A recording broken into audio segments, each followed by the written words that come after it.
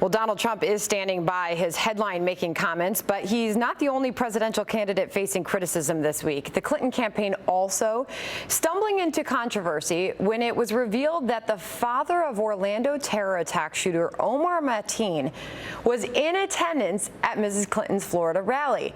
Now, a new report from the Media Research Center shows that coverage of the two mishaps was far from evenly split, with Trump's Second Amendment comment drawing 4 times as much attention. For more on that, I'm joined by Howie Kurtz, host of Fox News Media Buzz, and Katie Pavlich, townhall.com editor and Fox News contributor.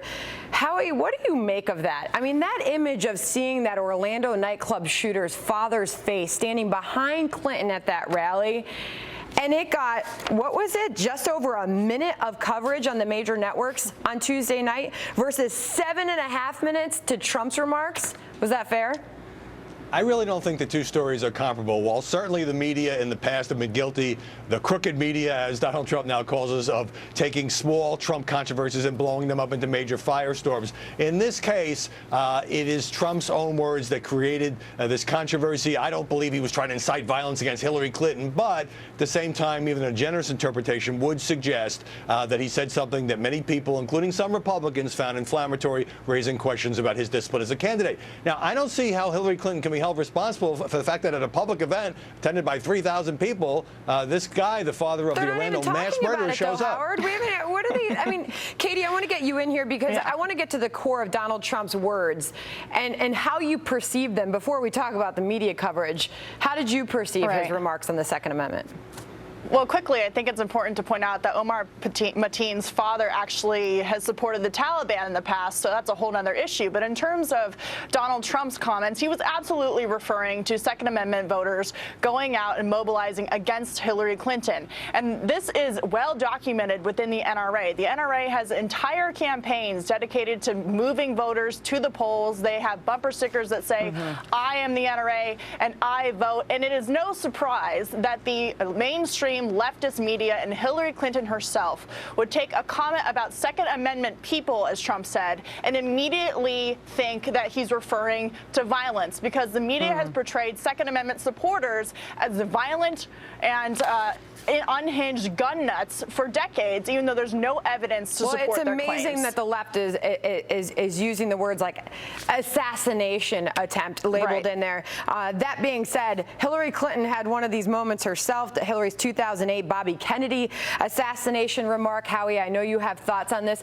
Let's listen to that and talk about why that was different than now. My husband did not wrap up the nomination in 1992 until he won the California primary somewhere in the middle of June, right? We all remember Bobby Kennedy was assassinated in June in California. I don't understand it. And, there's lots of speculation about why it is. Okay, so Howie, Clinton did later apologize for those remarks. Did that make it different that time? Because the media quickly moved on. Yeah, I mean, there was, having covered this campaign, there was a media furor over that rather dumb and insensitive remark, bringing up Bobby Kennedy's assassination, but it was her apology that stopped the fire from raging more out of control. I do think the tsunami of coverage over Trump's remarks, whether you think that they were, in any way suggesting implicitly violence or not, has affected and overshadowed one important story, and it's the story you led with. It's the story about the emails about the Clinton Foundation and Hillary Clinton's State Department. Not so much that this whack job of a father of a killer showed up uninvited at a public event. So we do know that Donald Trump's campaign continues to go after the media. The Trump campaign statement issued yesterday, Katie. Trump campaign statement on dishonest media. So he is he's not letting go of this one.